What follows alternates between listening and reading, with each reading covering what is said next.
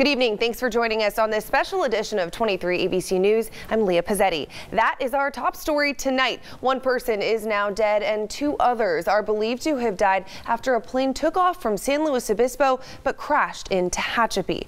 It happened late Thursday night, but the plane was not found until Friday. According to the Kern County Sheriff's Office, the three people who were on the twin-engine Beechcraft had a flight plan of San Luis Obispo to Los Angeles.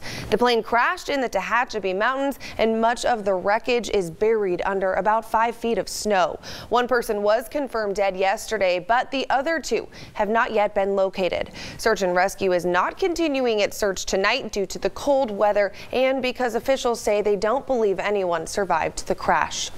The plan tomorrow is to bring the coroner's office in and to begin recovery. Hopefully we'll find the bodies and we can recover whoever we find. Search and rescue says they will have to remove snow to try and locate the other two people. KCSO will conduct another search tomorrow morning.